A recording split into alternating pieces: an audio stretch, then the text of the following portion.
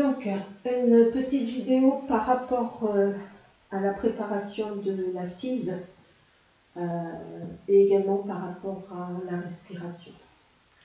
Alors, par rapport à cette position assise, déjà simplement vous rappeler que l'antéversion naturelle du bassin va vous permettre d'avoir cette ouverture de hanche aussi libérée, de façon à libérer l'articulation des genoux et de façon également à avoir une colonne d'air équilibrée, de façon à pouvoir faciliter aussi la respiration.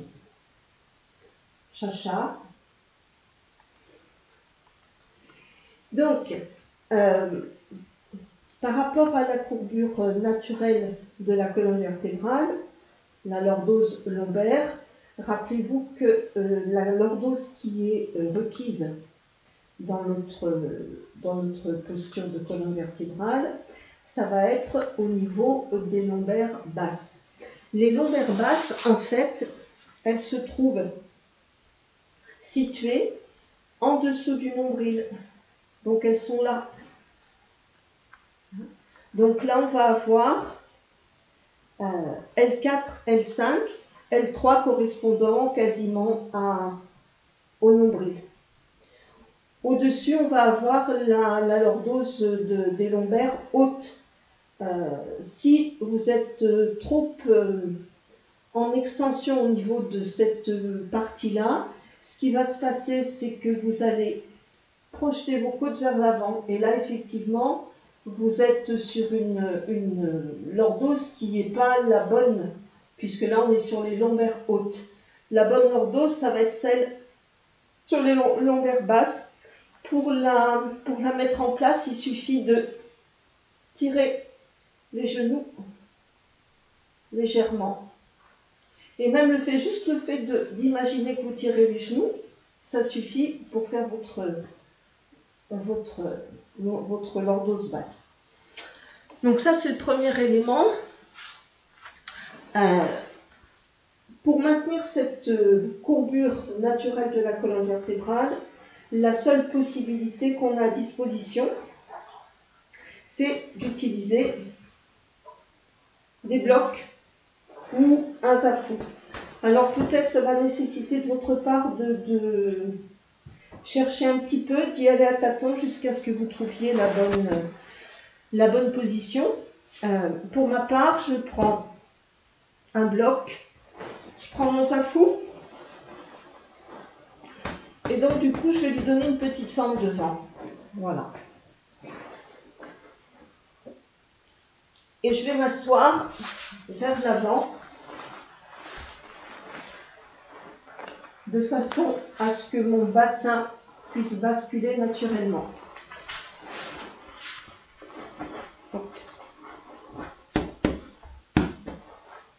Voilà. Ça vous donne ça. Donc, première étape. Donc déjà, voyez-vous quelle installation est requise pour vous pour être bien.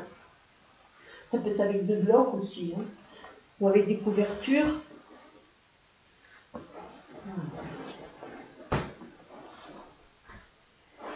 Ça, c'est la première étape pour le maintien de votre colonne vertébrale.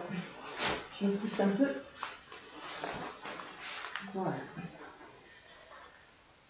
Pour vous asseoir en tailleur, ce qu'on appelle Shavasana, je vous conseille de prendre votre tibia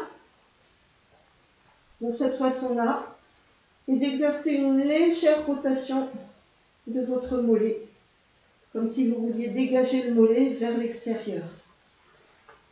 Voilà.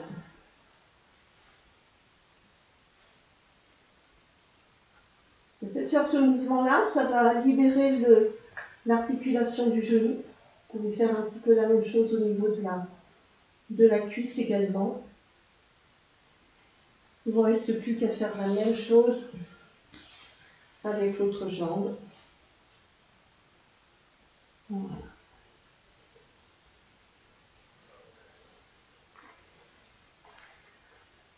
Basculez légèrement vers l'avant.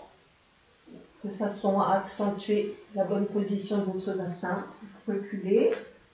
Vous pouvez de nouveau remonter légèrement les genoux de façon à vraiment positionner votre bassin. Voilà. Normalement, une fois que vous avez trouvé votre position, vous devriez pouvoir rester pas mal de temps sans avoir de fourmis ou d'engourdissement dans les pieds. Et puis, si toutefois vous avez quand même des fourmis et des engourdissements dans les pieds, ne restez pas dans cette position. Relâchez, tendez votre jambe et puis reprenez la posture. Le temps que tout simplement que les choses se mettent en place. Je vous rappelle que la pratique des asanas, à l'origine, était dédiée en fait à cette position de méditation. Et que tous les asanas venaient juste préparer notre corps pour rester ensuite le plus longtemps possible dans cette posture de méditation sans avoir d'inconfort. Rappelez-vous la courbure basse de vos lombaires et puis allongez tranquillement votre colonne vertébrale, vous baissez vos épaules. De la même façon, rotation externe des bras, de façon à bien ouvrir au niveau des omoplates. Ensuite, pensez à allonger votre colonne vertébrale. Imaginez un petit fil qui vous relie au plafond et poussez légèrement votre menton vers l'arrière, sans vous faire de double menton. Cette position-là, en fait, vous permet d'avoir votre respiration qui circule d'une façon très fluide, sans effort. Voilà pour cette première étape.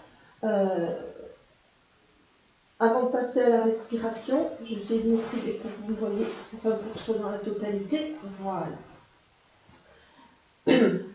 On a échangé sur la posture du lotus, Padmasana.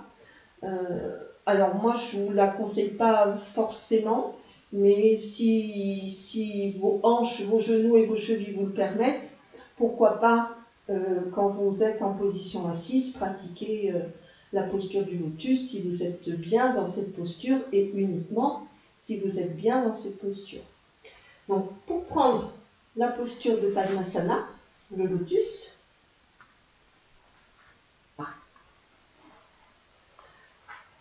pareil, vous attrapez au niveau du tibia, vous ramenez votre talon sur le haut de la cuisse et de cette position-là, vous allez simplement ramener votre genou. Ce qui veut dire que là, vous remarquez que votre cheville, votre pied, le coup de pied, la cheville, le tibia sont alignés. Il n'y a pas de cassure au niveau de votre cheville. Pareil pour l'autre côté. On remonte. Et le genou va tracter devant pour revenir s'installer dans la position.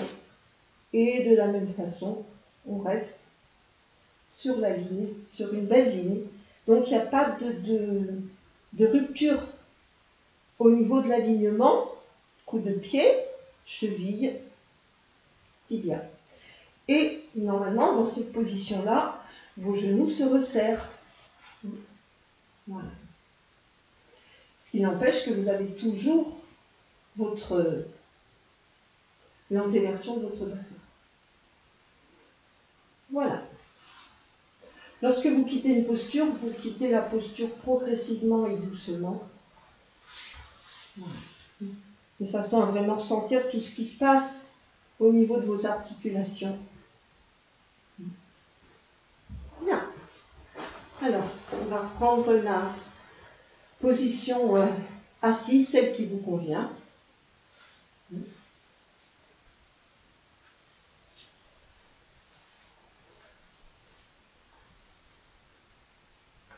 Pensez à laisser votre pubis partir devant, les ischions regardent vers l'arrière.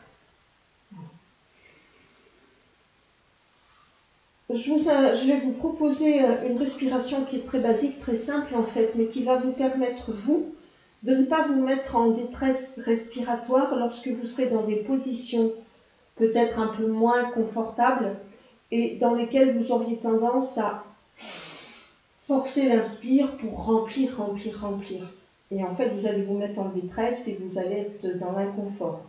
Donc, l'idée de cette respiration, qui va vous servir dans la plupart du temps dans la pratique,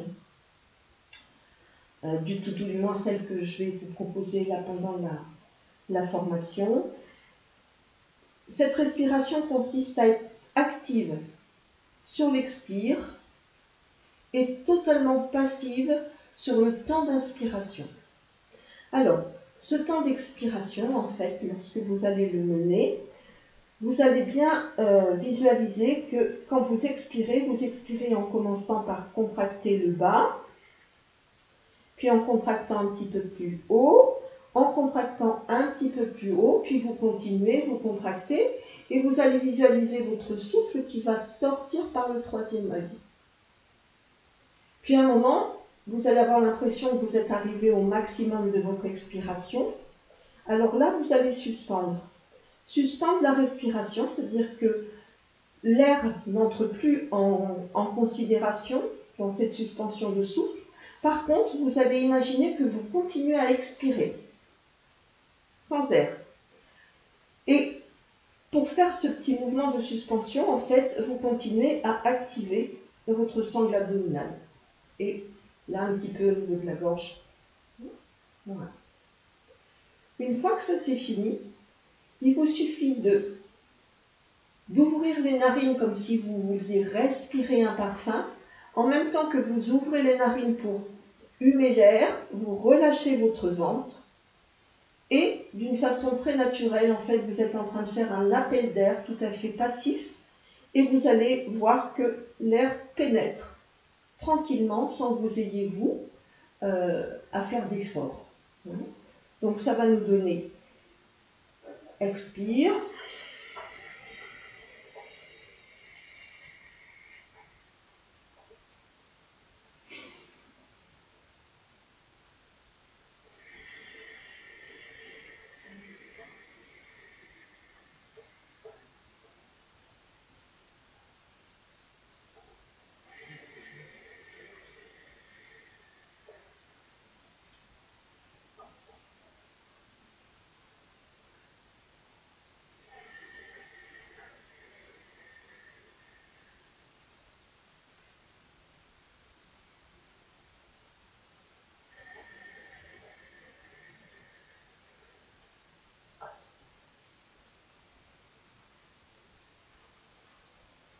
Voilà, entraînez-vous, ça vient assez rapidement et c'est très confortable parce qu'en fait ça évite vraiment de se contracter et de se mettre dans la volonté de remplir le corps d'air quand on inspire.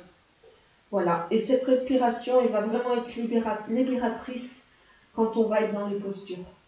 Donc je vous invite à expérimenter ça tranquillement.